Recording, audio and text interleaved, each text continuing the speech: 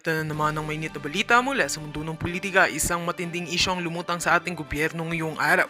May mga usap-usapan na nagsasabing may tinatago ang mga matataas na opisyal kabilang na si Vice President Sara Duterte at ang kanyang amang dating Pangulong Rodrigo Duterte. Ano nga ba ang lihim na ito at ano ang ibig sabihin nito para sa kinabukasan ng ating bansa? Sa mga nakarang linggo, nag-viral ang mga payag may mga isyong hindi pa isinasa publiko ang mga Duterte, lalo na sa usapin politika at mga posibleng alyansa. Ayon sa ilang eksperto, may mga hindi pa nabubuong plano na maaaring magdulot ng malalaking pagbabago sa ating gobyerno. Ang tanong, ano nga ba ang kanilang tinatago at paano ito makakaapekto sa ating bansa?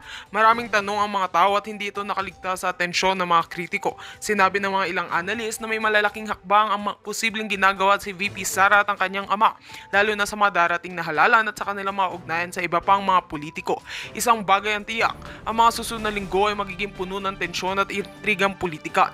Habang patuloy ang mga usap-usapan, may mga nagsasabi rin na ito ay isang taktika para palakasin ang kanilang posisyon sa gobyerno.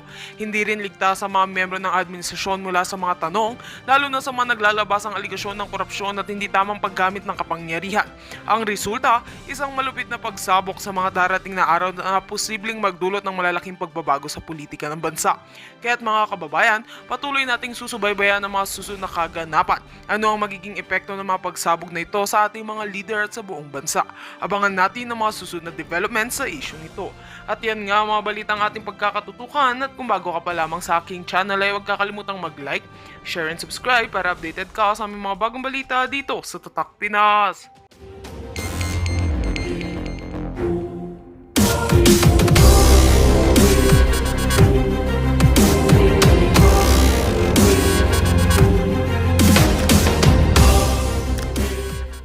Diretso.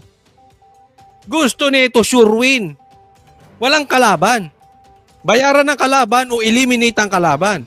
Kaya lang, ang problema dyan, hindi niya kaya to si Alvarez. May demanda. Yan ang kakaharapin ngayon ni Tamba. Hirap siya dyan. So, anong gagawin niya? Posibleng magkabayaran na naman. Hindi ko alam kung anong gagawin niyang paraan. But one thing for sure, alam ni VP Sara ang galawan ni Tamba. Yari siya rito sa demandang to.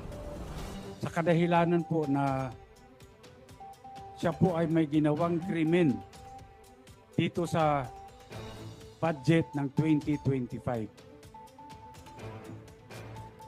Malaking halaga po yung ipinasok nila na hindi po inaprubahan ng Kongreso. Yon. Kasi naalala nyo itong blank items. Kaya wag po tayo makakalimot dito sa blank items na to. Kasi yaan ay malaking kaso. Ulitin natin, kriminal yan. Ha? At kung ito ay makakaupo nga si VP Sara, lamang-lamang sa kulungan dadampitin yan si Tamba. Kasi ito, bilyon po ang pinag-uusapang mawawalang pera dito. Nagkaroon ng blank items, tapos finil upan ng kung sino nang hindi dumaan sa proseso. Krimen po yun. Na pinirmahan naman na itong presidente nating wala ding kwenta. Pareha sila magpinsa walang kwenta. Diba? Hindi ko nga alam ko, pag tinanong ako, sino mas walang kwenta doon sa dalawa? Ang parehas eh. Hindi ako makaisip. Kayo tanong ko, sino mas walang kwenta doon sa dalawa? Kaya sagot-sagutin nyo dyan sa comment section. So, eto talaga malaking problema ni Tamba yan. Hindi po ito ang napagkasunduan sa Bicameral Committee. Tandaan nyo si Alvarez ay congressman. Nakaupong congressman to. So, alam niya nangyari. Dapat may pagkakasunduan doon. Hindi ka pwedeng ikaw ang magdidesisyon. Again, ipapaalala ko yung sinabi ni VP Sara. Ay, si VP Sara ba ang nagsabi noon? Na 2 tao lang ang may hawak ng pera ng Pilipinas. Si Tamba at si Saldico. Sila nagdi-decide. Hindi po pwede yun. Hindi po pwede. Ito na nga lumalabas Hindi na pagkasunduan yung budget, biglang nagka-budget. Sino nagdesisyon? Tamba, Saldico. Mamaya ipapaliwanag ni Kong Alvarez. At nagulat na lang kami lahat nung makita namin kung bakit yung pong in-email sa amin na BICAM report, may mga blanco po rito. Ngunit, nung pinirmahan ng presidente, kumpleto na. Yon. Hanggang dyan muna. Tingnan ninyo, may problema. Bakit? Yung mga congressman may ebidensya. Kung yung mga pumirma ay uto-uto kay Tamba, yung pumirma ng impeachment ni PP Sara, meron silang 150 million reasons kaya sila pumirma. Pero meron ding hindi pumirma. At ito yung mga katulad nila Alvarez na meron din silang kopya ng email. Even Senator Bato, sinabi niya may kopya siya ng email. Blanco talaga yun eh. Kaya yung sinasabi nilang walang blanco, itong pagsisinungaling nila Cheese, talagang sablay. Na umami naman si Kimbo na mamaya pag-uusapan natin. At nung tinignan namin kung magkano yung ipinasok nila na halaga, Magkano? ito po ay nagkatotal ng 241 billion. Pantindeno. 241 billion pumasok. Hindi natin alam kung bakit pumasok, paano nakapasok, basta nandoon. Pinirmahan nino ng pinsan. Nagigets nyo na yung problema. Eto ngayon ang problema. Ang daming nagugutom ng mga Pilipino, lintik kayo. Bawat Pilipino, makakain lang yan. Bigyan mo ng 100, 200, kakain na pamilya niyan sa maghapon, dagdagan mo lang ng konti ang sahod. Samantalang kayo, nilulustay ninyo 200 billion, basta-basta nyo na lang. Kayo magdi-decide. Ano yan, pera mo? Buti kung pera mo yan eh. Karamihan ng Pilipino hindi nga nakakita ng 240,000. All the more, 240 million. Ang pinag-uusapan natin dito, 240 billion. Nakikita nyo na, napakawala nyong konsensya, napakadaming nagugutom na Pilipino. Kayo makapag-desisyon kayo, bahala, basta gusto ninyo 240 billion, ilagay ninyo sa budget. Nakita nyo problemang malaki? Mauubos ang pera ng Pilipinas. Mauubos tayo. Alam nyo yung alam mo yung sinipsip ng vampira yung dugo mo? Uubusin tayo niyan para tayong tuyot niyan. Hindi ko alam nga kung buhaya tong mga ito o vampira. Sasairin tayo na itong mga ito. Ganyan po sila kaswapang. Akalain mo, magkaroon ka lang ng 10 million, buhay na pamilya mo eh. Tama or tama-tama? Samantalang itong mga to hindi makontento sa daang milyon. Gusto talaga nilo, hanggat may nakikita, kanya, akin. Ganun ang swapa. Yaang sayo, akin. Sayo, akin. Yung akin. Swapang.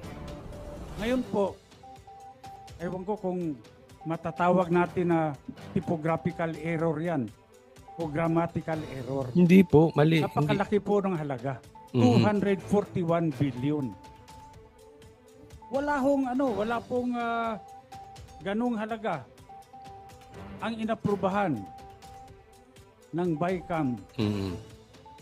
At hindi po rin yun ang inaprubahan sa plenaryo. Bakit po nagkaroon ng ganung halaga doon sa General Appropriations Act? Kaya ito yung sinasabi ko, ito yung binanggit ko sa SMNI. Kahit yung pinirmahan ni Marcos ay may amount, hindi blanco. Dapat, alam na nga ni Marcos na problematic yung budget na yung bakit niya pinirmahan. Kaya nga in the first place, ang sabi ko, doon sa SMNI, dapat ang idemanda or i-impeach ay hindi si BP Sara. Kung hindi si Marcos. Ang problema lang sa atin kasi politika to eh. Siya ang presidente. Sinong nakaupo? Yung pinsan niya. Pero kung titingnan natin ang patas, hindi tayo double standard, hindi tayo ipokrito, ang dapat naka-impeach ngayon, si Marcos, hindi si BP Sara. Ganyan talaga politika Pero tandaan natin, panapanahon. Ako'y laging naniniwala may karma. Okay? Hindi ako naniniwala sa karma kasi hindi po yun Christian. But ang pinapaniwalaan ko is, whatever you sow, you will reap. Anong tinanim mo, yan ang aanihin mo. At hindi magwawagi ang makasalanan sa mabuti. Panahon lang yan. Tandaan po natin, makukulong ito si Tamba. Si Marcos, mai-impeach yan. Nice. Ito, meron ako sasabihin sa inyo. Nahalala nyo yung huling statement ni BP Sara. No? Pero bago ko huling puntahan yung statement ni PB Sara, kasi i-connect ko po ito sa mga ilalabas niyang ebidensya. Tingnan nyo, yung mga sinasabi ni BP Sara tumatama. Diba? Si Tamba ayaw ng kalaban. Wala siyang kalaban ngayon. Ang may hawak ng pera ng Pilipinas, si Tamba at si Saldico. Tumatama. Sinong nagdesisyon nito? Lumalabas, sila ang makapangyarihan. Tama o tamang-tama? Pangatlo. Etong pangatlo, ito yung sinasabi ni BP Sara na meron siyang gustong pag-usapan. Pero sabi niya, magpasko muna tayo. Naalala nyo last year? Magpasko muna tayo. Pero ang kina-question dito, yung patungkol sa anomalya ni Tamba na meron siyang tinanggap na lagayan, di umano, dito sa Okada. At etong Okada na ito ay hindi po yan chismis, kwentong barbero. Kasi lumabas po yan sa news na Japan. Hindi, kung kaya ni Tamba bayaran ang media sa Pilipinas, hindi po niya kayang bayaran ang Japan media and SMNI. Yung dalawang yun, di niya kayang bayaran. Kaya lumulusot yung balita. Hindi lang sinasakyan ng media dito sa Pilipinas, except SMNI. Hindi ako nagsabi nun. Balita po yun sa Japan. At tandaan nyo, sinabi ni BP Sara, ang sabi niya, mas mabuti nga matuloy yung impeachment para makasagot siya. At ako'y naniniwala, maglalabasan lahat ng baho ni Tamba. Dahil ang Duterte, especially PRRD, hindi bungol yan. Hindi weak yan. Hindi yan nananahimik dahil walang kwenta. May hawak na ebidensya yan. Tapos binanggit pa ng anak niya si BP Sara yung patungkol dito sa Okada. Lalabas yan. Yang mga ebidensya na hindi mo pwedeng ilabas pag pinatawad ka ng Quadcom kasi magagalit si Paduano. Yung mga NPA dyan magagalit. Hindi ka naman makakapagsalita dyan sa Quadcom Sila lang nagsasalita dyan Pero dito sa impeachment, makakapagpresenta ng ebidensya si BP Sara. At ako'y naniniwala, marami siyang ilalabas na ebidensya laban kay Tamba at kay Marcos. Tingnan ninyo ang mangyayari. Kaya napakaganda. Alam nyo, matagal ko nang kinukulto. Una, gusto ko matuloy yung impeachment para malinyahan natin sino talaga yung mga traidor, yung nagsasayaw sa gitna. Pero ito, pangalawa, we are waiting yung mga ebidensyang ilalabas na hindi mailabas ni BP Sara. Kasi hindi na, pag pinapatawag naman siya, di ba? Hindi naman pinagsasalitaan Duterte. Ito na, maglalabasan na ito.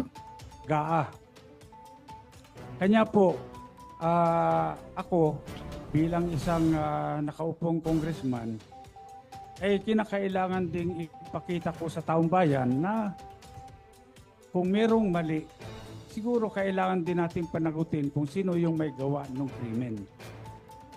At dito, dahil... Alam mo, exactly yan yung tanong ko kay Atty. Vic, di ba? Wala bang, nung na-interview namin sa SMNI, wala bang pwedeng managot dito? Lintik yung snatcher na nagnakaw lang ng isang kaha ng Yossi, kinukulong nyo Yung magnanakaw ng bilyon, hahayaan nating laya dahil nakabarong. Is that fair? Hindi ba double standard yon? So hindi, tama ito. Gusto ko itong ginagawa ni Kong Alvarez. Po, ilang araw na kaming nag-request ng kopya ng enrolled bill. Hanggang ngayon po, tinatago nila sa amin yan. Hindi po nire-release ang enrolled bill ng House of Representatives. Saka nakita, hindi nire-release ang enroll bill. Ako nagpapasalamat sa lahat na kayo po ay nandito ngayon at upang malaman po, tulungan nyo kami para malaman ng sambayanan kung ano pong mga kalukuhan ang ginagawa dyan. Hindi po kami titigil. Tutulong po kami.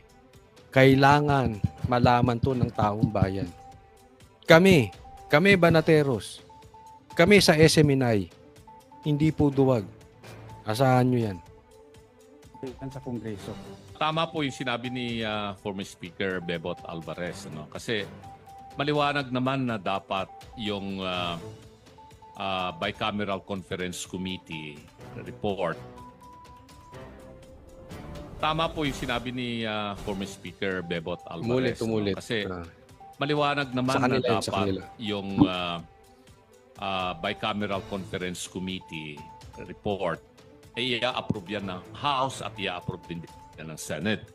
Maraming blanco doon sa lumabas na mga dokumento.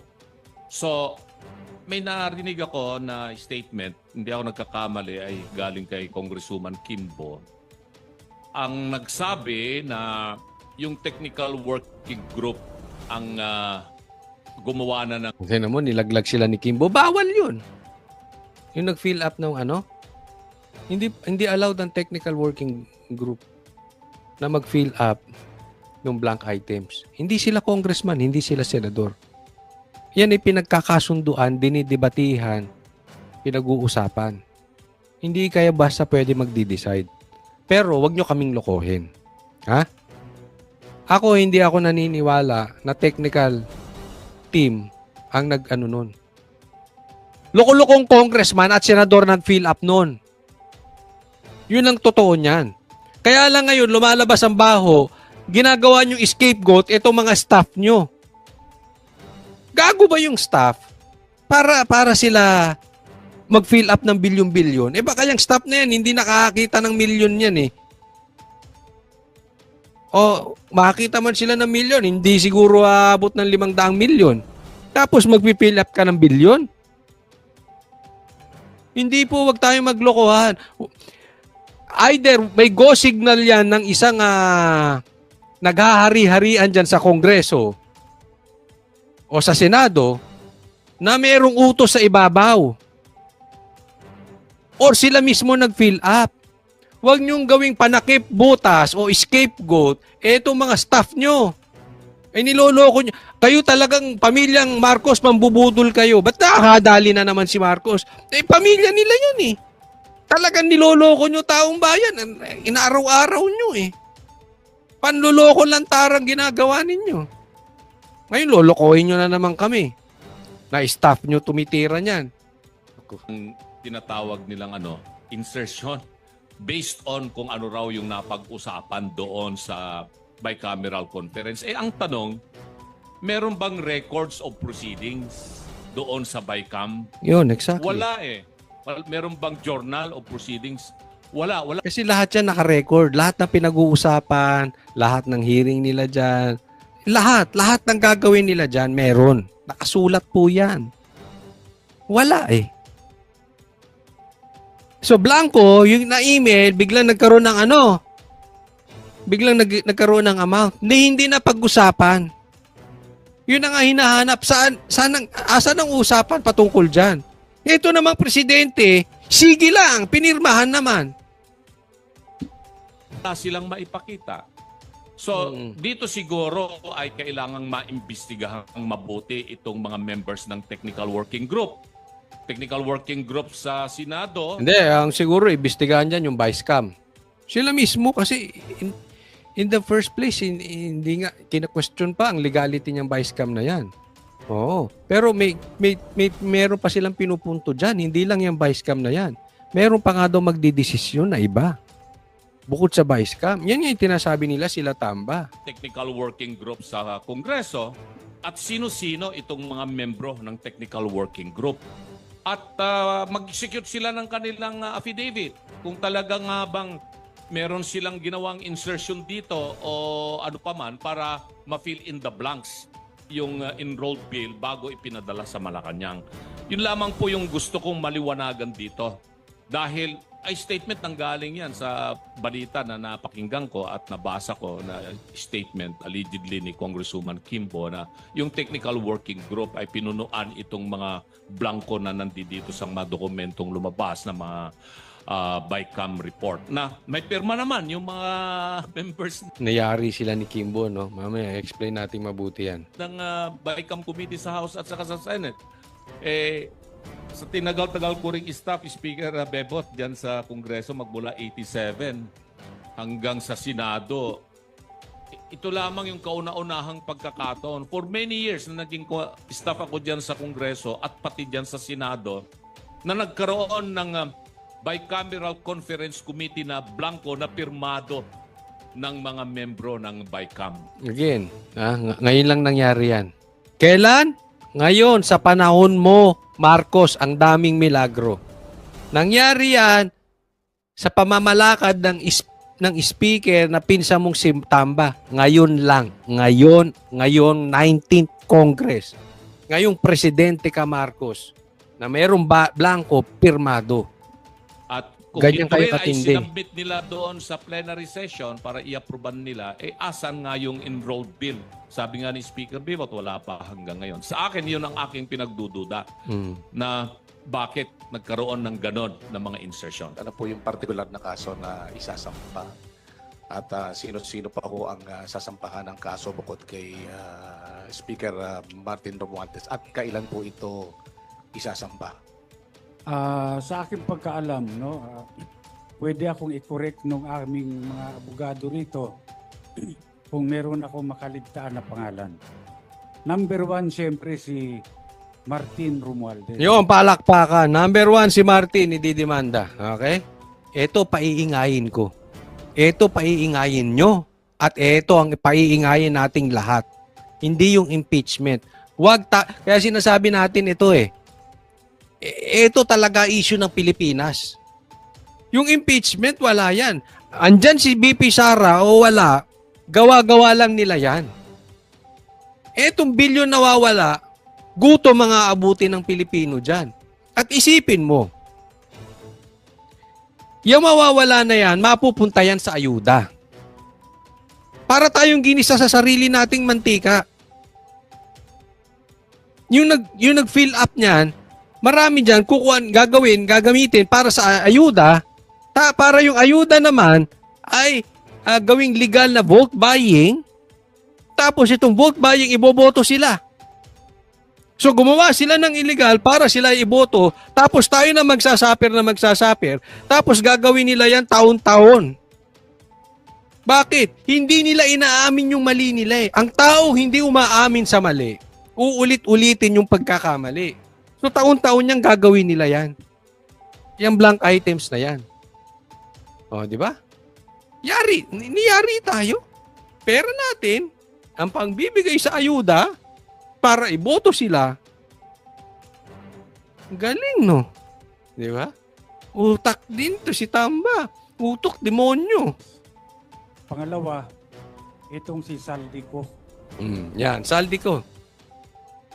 Again, tumutugma si BP Sara. Tamba at Saldico ang nagdidesisyon ng pera natin. Pera nyo! Nagdidesisyon si Tamba at si Saldico. 2 tao lang. Sino ba itong mga ito? Bigla na lang sumikat sa Pilipinas. Ano bang nagawa nito sa mundo? Bigla-bigla na lang. Parang hari, bigla na lang silang parang nag-astang Diyos, hawak na nila lahat ng pera ng Pilipinas. Pangatlo, itong si Majority Leader Manix Dalipe Mhm. ng Zamboanga. Sama mo na si Bakit Marcos. sila? Dahil po, una, Hmm. wala pong nangyayari sa House of Representatives na hindi po alam ng Speaker of the House of Representatives. Linaw, di ba? At walang nangyayari sa speaker na hindi alam ng presidente. Magpinsan yan eh.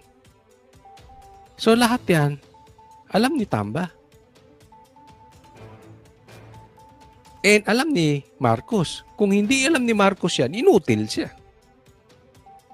Lahat po yan may basbas ng Speaker. Hmm. Wala pong gagalaw dyan kapag ka hindi po sinabi ng Speaker. Kaya alam mo, very credible to kasi congressman to eh. Diba? May hawak sila mga kopya, may mga hawak na ebidensya. At alam nyo, bago lumabas to, maikwento ko lang, itong nangyayari ngayon, nilalabas na po ni Banat Bayan. Nilalabas na po ng mga iba't ibang vloggers yan na hawak ni Tamba lahat. Kaya nga puro demanda ang tinanggap nila kay Tamba eh. Hawak ni Tamba. Walang gagalaw dyan nang walang go signal ni Tamba. Kaya marami congressman na matitino, naaasar.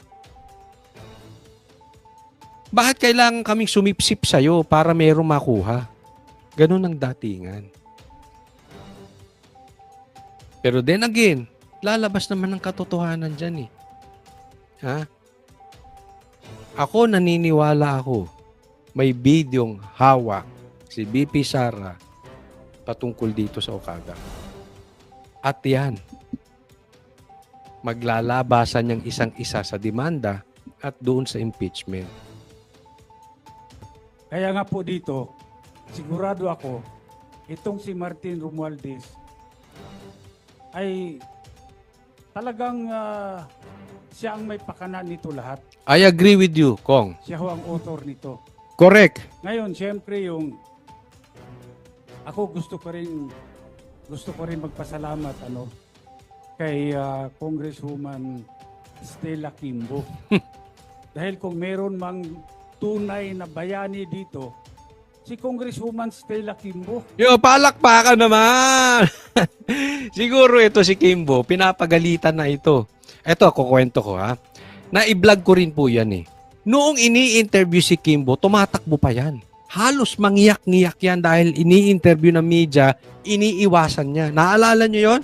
Doon sa mga manunood ko? Kung hindi, tingnan niyo yan. Nagbigay po ako ng komentaryo dyan. Halatang halata yung pressure kay Kimbo.